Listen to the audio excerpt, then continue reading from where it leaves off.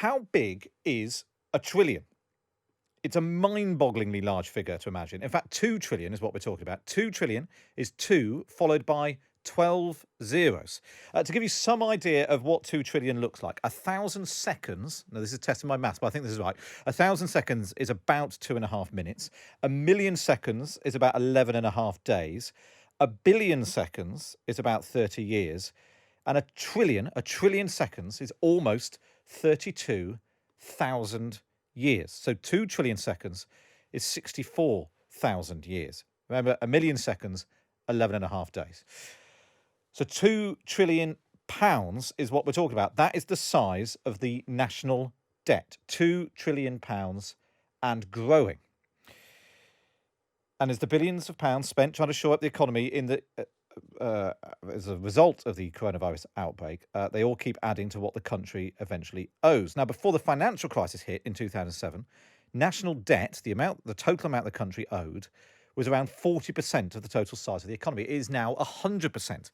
The total amount of money that the nation owes is the same size as the entire economy. But does it matter? And if it does, how should we try to balance the books? Joining me now are two people who have had to think about doing just that. Alistair Darling became Chancellor of the Exchequer in May 2007, months before the banking crisis hit and the government borrowing soared as a result. At the 2010 election, he set out a plan to halve the deficit. After that election, of course, after the formation of the coalition, George Osborne replaced him in the Treasury in 2010, promising to eradicate the deficit altogether in 5 years. And after 5 years of austerity, he'd only managed to halve it. Now history is repeating itself, of course. The coronavirus lockdown meant many businesses stopped trading, slashing the amount of tax the Treasury received. And at the same time, Rishi Sunak, the new Chancellor, has spent billions on schemes to help business and workers stay afloat. So I'm delighted to be joined by Alistair Darling and George Osborne on the line. Let's start with you, Alistair. Just take us back to 2007. What is it like being in the Treasury when all the dashboards start flashing red and the alarms are going off and everything is in crisis mode? Well, you just have to deal with it, really. I suppose the most alarming thing I had to deal with was in October 2008 when I was phoned by the then chairman of RBS, which is then the biggest bank in the world. And the RBS at that time was about the same size as the British economy. There'd been a terrible run on the bank that morning. I asked him how long he could last, and he said, well, maybe 2 or 3 hours. Wow. And you think about it, the cash machines would have gone off, the doors would have closed, and what's more, people would have lost faith, I suspect, in every other bank, not just in Britain, but elsewhere. We were literally within hours of the whole thing crashing down. Having said that, this situation today is worse than the one that I faced 10 years ago. Shoring up and restoring the banking system was difficult, but it was doable. From day one, we were about getting the economy going again. Today, rightly, the government has shut down a lot of the economy as part of the lockdown to contain this virus, and we're only very slowly emerging from that. And of course, we now have the prospect of possibly 1980s style size of unemployment. We don't know how long it's going to take for the economy to recover. That's why you're talking about the sums that you were discussing just a few moments ago. It's dealable with. It's not new territory. We've had very large sums of debt before, like after the Second World War, but it will be difficult. And is there a point when you're in the Treasury when the numbers just become so... there was a point sort of pre-financial crisis where political stories could get on the front page if they involved millions, and suddenly the numbers start sort of ballooning, becoming billions and billions and billions. As Chancellor, do you become sort of slightly desensitised to those huge sums? No, you don't really, because you're aware of the fact that as your economy slows down, your tax revenues drop, but you can't let spending drop, otherwise the situation gets much, much worse. But of course, it's very much in your mind. And I suppose, if you're looking back 10 years ago, then we were being criticised all over the place by the fact that we were allowing debt to increase. My argument then was you've got to, because the alternative is to crash the economy. Exactly the same argument now. The difference is today because everybody else in the world is more or less the same position. People are sort of taking it more in their stride. still, at the end of the day, all these things have to be paid for. But my priority today, if I was in the Treasury, would be how do you get the country going again? And critically, how do you avoid very large numbers of people, maybe 3 million people, ending up in the dole queues, which is what happened in the 1980s? That would be my number one priority. Yes, we've got high levels of debt, but people need to understand if you start cutting back on the economy now, the numbers will get much, much worse. This is a classic case where only the government is big enough to make sure you've got the investment, the public spending to get the economy through this. You talked about your scariest moment in the Treasury being when you got that call about the banks. Do you think Rishi Sunak has had his scariest moment yet? No, I don't think he has. Hard though the last 3 months have been in trying to contain this virus, and we're not out of it yet, as you can see. The biggest challenge will be, what do you do this autumn if he allows the job retention schemes, the payments of self-employed people to fall off a cliff edge, if you like, this autumn? Then the politics will change. If you're the Chancellor of the Exchequer and you're handing out money, people like you, but an awful lot of time the Chancellor of the Exchequer has to say, well, no, we can't be doing that. So I think the most difficult thing that he's got to do is, how do you bridge between where we are now to a stage where the economy is starting to grow again? And I think the whole government should be frightened about that. Frankly, announcing 10 years worth of spending is all very well, but 10 years worth of spending is, there's two things there. It's dead easy to announce these things. What's necessary is delivery of these things, and delivery in the next few months, not the next few years. Let's bring George Osborne in now. You arrived in the Treasury in 2010. How scary was it? I mean, having spent 5 years as Shadow Chancellor, you obviously knew what you wanted to do, but the financial black hole made that difficult. How scary was it your first day when you arrived in the Treasury? Well, I don't think it was scary so much as daunting. I mean, I was not Chancellor in the middle of the banking crisis in the way that Alistair was, so I didn't really have the same situation of banks falling down around me. But I was in a situation where we had no majority. We were putting together a coalition for the first time, really, in Britain's post-war history. And we had international markets looking at the UK saying, well, can Britain pay its way in the world? And over the sort of first few months of my time as Chancellor, first of all, there were a lot of questions about whether the coalition would survive. We forget now, but of course, it did last 5 years. But at the time, people thought it might fall apart. And quite a lot of our neighbours, like Ireland, and then on the continent, Portugal and Greece, which had started to have problems earlier, Spain, a lot of big economies started to have essentially funding crises where the world would not lend them money to pay for their public services. And so in the UK, there was always this sense, perhaps after the banking crisis, we're going to get a fiscal crisis. We're going to get a situation where the world is not going to pay our debt or lend us money. And that was, very much uppermost in mind, but because we had to instill in the world a confidence that the UK had a plan, that the UK government was stable, that whilst we were not going to balance the books overnight, that was our medium-term ambition. That was where we were trying to take the country. And I think actually by levelling with the country before the election, which was quite a risky thing to do for an opposition, to say, look, there are hard choices coming and we're going to have to cut back on certain things. I actually think we commanded a lot of public support. We didn't have the problem that some other governments in the world had, that they had essentially lied to their publics. And of course, ultimately 5 years later, we got re-elected, so people stuck with us. So obviously you embarked on what at the time was called austerity, but according to the Prime Minister this morning, maybe it wasn't austerity at all. Just take a listen to what he said this morning on Times Radio Breakfast. In the end, what you can't do, I think, at this moment is go back to what people called austerity. I mean, it wasn't actually austerity, but people called it austerity. So there we are, George. It wasn't austerity at all. You got booed at the Olympics, but it turned out it wasn't happening. Well, I think, by the way, a chancellor that's never unpopular is not a chancellor doing their job. But look, I think I think you have to understand that back 10 years ago, because it's relevant to now, something happened to Britain and indeed to other countries as well, which is we got poorer than we otherwise would have been. Our banking system collapsed, our economy shrunk. And that ultimately leads to choices as to what you can afford as a country. I mean, you can borrow in the short term, and indeed, countries have, credibility like Britain in the borrowing markets precisely for moments of emergency like this. So I'm all for trying to borrow away through this immediate crisis. But then you face the reality, which is the country's economy is smaller than we thought it was going to be. Indeed, it has shrunk sharply.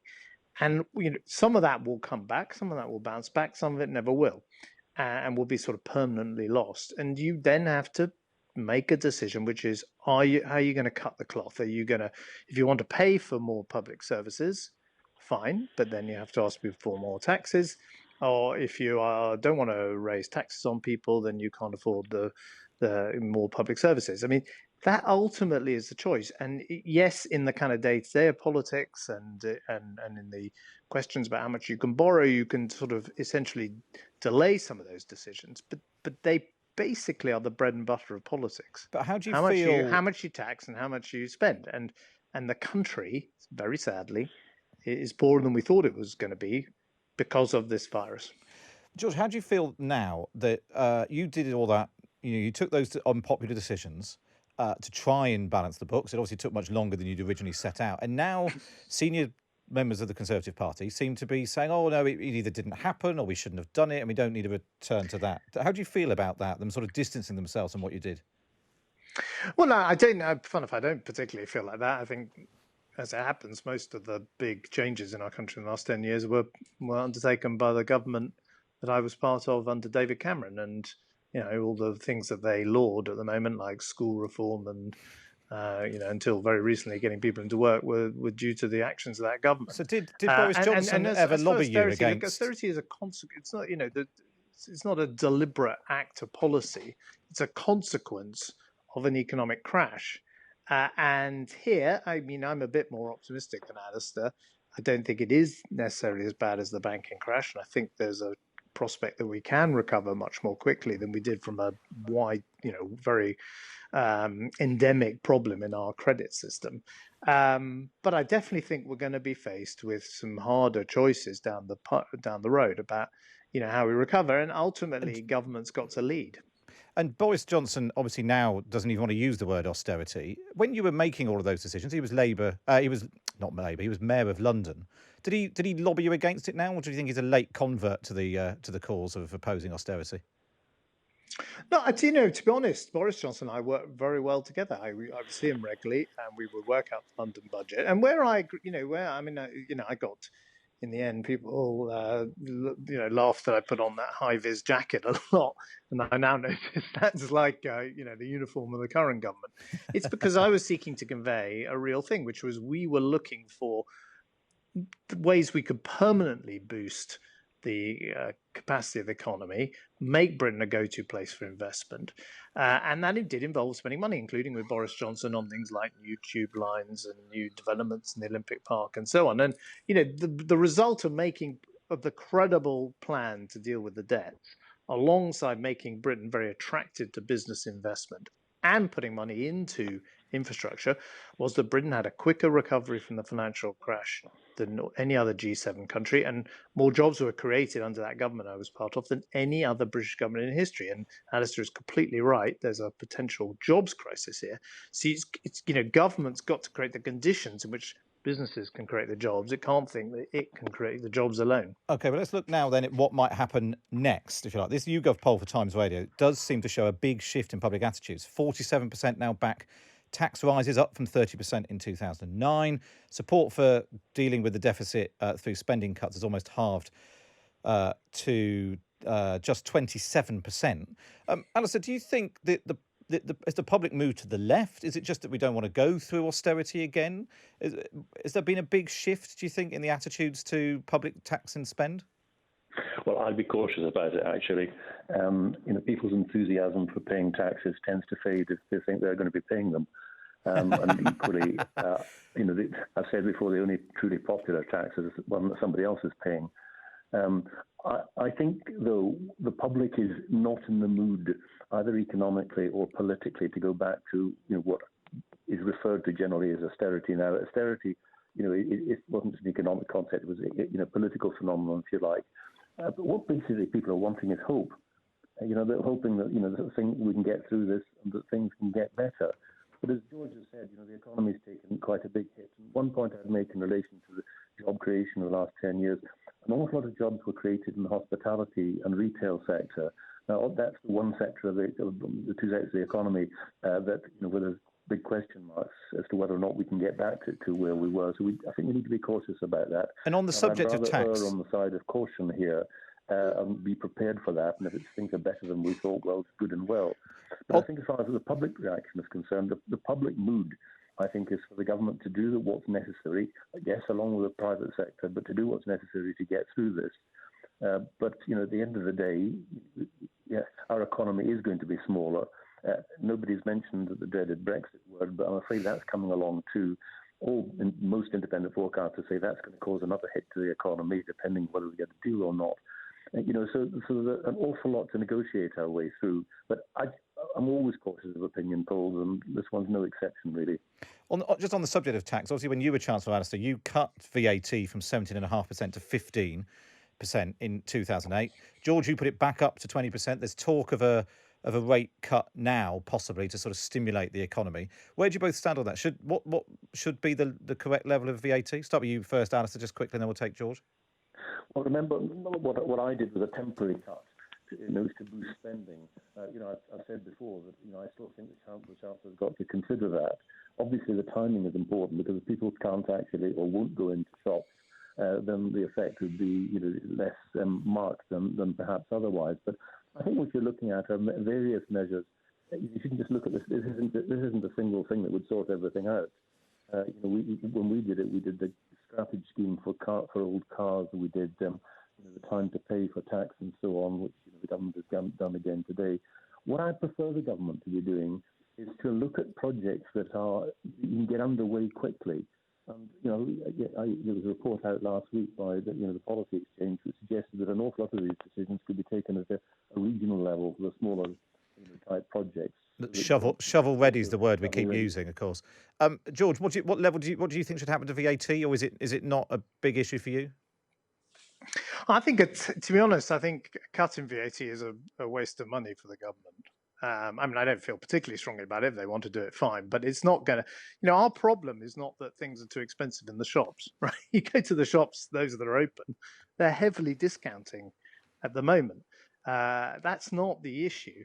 And the truth is, people aren't stupid. They know that VAT is going up in the future. They know that taxes are going to rise in the future.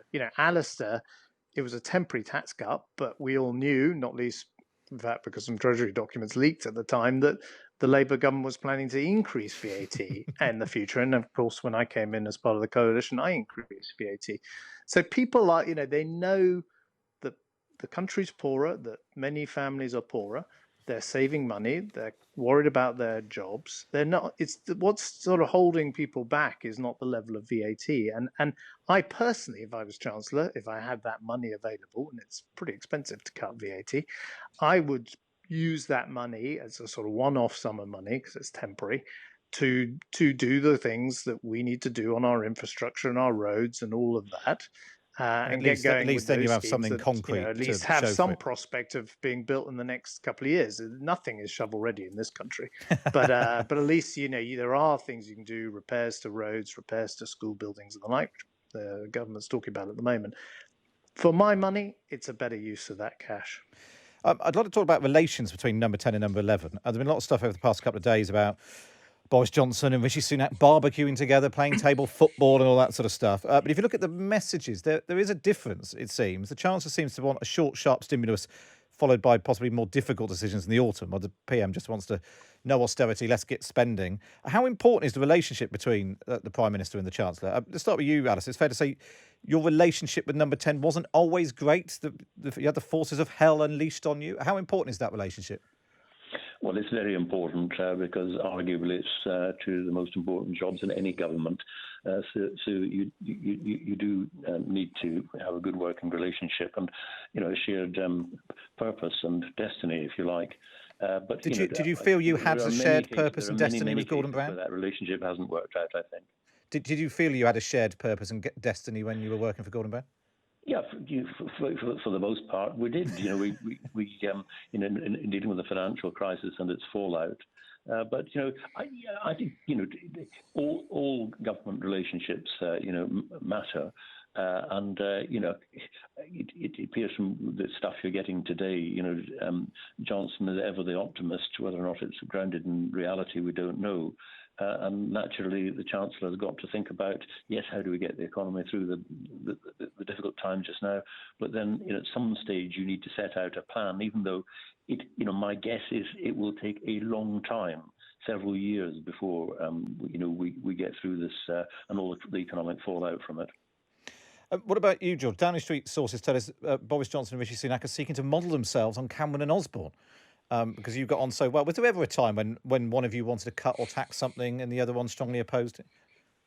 There was a regular, very healthy dialogue. And actually, the job of the Chancellor is very different from the job of the Prime Minister. And it's a mistake of a Chancellor to think that they're the Prime Minister, and it's a mistake of a Prime Minister not to want good, challenging advice from their Chancellor. But no, there were definitely moments when we had disagreements. What did you have the biggest row about? I don't think we never had I don't think it was a row as such. I wasn't very keen on having a European referendum, but that's probably the subject of another interview.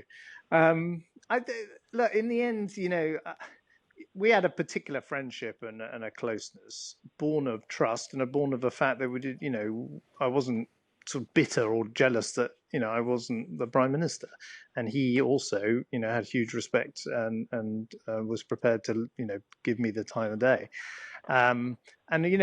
This year started with Number 10 essentially pushing out a Chancellor, Sajid Javid, who, by the way, a couple of months ago had been saying was going to be just like Osborne and Cameron, because they didn't want a sort of rival Treasury base. That, to me, is a sort of paranoid Downing Street. Now, hopefully, they've seen over the last couple of months the value, not just that a Chancellor, but, by the way, the Treasury officials can bring to government, because most of the impressive schemes that the government has unveiled, like the furlough scheme that stops people being immediately unemployed, has been Treasury designed, Treasury delivered, and has worked very well. So I would say kind of trust it. The secret Prime Ministers should go out the front door, look at Number 10 and see that they are the First Lord of the Treasury. And that should mean they shouldn't be suspicious of the Treasury. They should have the confidence of getting the Treasury work for them, including the civil servants in the Treasury, which is a topic of today. And then there's no, then that's what powers Number 10 Downing Street. That's what supercharges Number 10 Downing Street. Whereas Prime Ministers who go to war with their treasuries or their chancellors end up being powerless. Just because obviously you spent quite a lot of time looking into departmental spending. We're told again that departments were told to find some more cuts. Is there any fat left to cut, do you think? Where do you think they could find some savings if they really wanted to? Well, I think, look, like anything, you've got to constantly make sure you're spending the money efficiently, and you haven't got a bunch of programs that were launched by previous prime ministers or previous administrations are now not proving very effective, or indeed things that are launched by your own administration. But no, you could look around, and I'm sure there are Whitehall schemes and initiatives that just aren't really working. I mean, some where I actually think Michael Gove gave an interesting speech about this weekend, where I think he's right, is there's not enough kind of contestability in politics. We don't challenge things that frankly aren't working terribly well, and the results aren't there to justify their continued existence. There's too much. People are very risk averse, and actually, if anything, in this situation, not just because of coronavirus, but because of Britain's standing in the world, as a result of everything that's happened in the last couple of years, we actually need to take some risks to make Britain the kind of enterprise capital, the go-to place for business and investment, and that involves rolling the dice a bit. I suppose I should ask you. You're now no longer editor of the Evening Standard. Is your day job? You've got lots of other jobs, as we know. I've got to review the Times Radio tomorrow. I'm sure you'll commend between 11 and 11:30 highly. But what's on the agenda for you now? A seat in the Lords and a cabinet job? Would you, in a word, if Boris Johnson called you up, would you take a job? And I'm very happy doing what I'm doing. I'm enjoying life. Very good. Turns out that being in the cabinet is not the only route to happiness. That's George Osborne there. Just finally, Alistair Darley, obviously you fronted the the campaign against Scottish independence. Do you think what's been playing out, whether it's Boris Johnson in London and coronavirus and the economic hit, does that make Scottish independence more or less likely, do you think? Now, obviously, Nicola Sturgeon against Boris Johnson, for her, that was a low bar. But if you look at the policies that are being pursued north and south of the border, they're not actually that dissimilar. I think, the arguments about Scottish independence haven't actually changed that much in the last 6 years since the referendum. But I think that most people in Scotland would like to get through this and, get our economy growing again. We're as badly affected here as we are in the rest of the UK. And just finally, is Keir Starmer the man to win back all those seats in Scotland that there used to be when you were an MP there and distinctly lacking now? Yes, I think he's made a very good start, and people do say to me, at least now we've got a credible opposition, and more than that, an opposition that looks like it could be a government. It's a completely different situation to the one we've had put up with for the last few years, and people do want change. We know that, and if he can articulate that, put it forward, there's no reason why we can't recover our position and do well. And I say he's made a very good start. Just finally, then, we've been talking about slogans all day. George, you're obviously particularly renowned for your long-term economic plan and all that. Boris has got build, build, build. Keir Starmer's has got jobs, jobs, jobs. What would your personal three-word slogan be this morning? Start with you, George. Fix what's wrong. Very good. And Alistair? Oh, I better agree with Keir Starmer, even though I have no intention of returning to politics.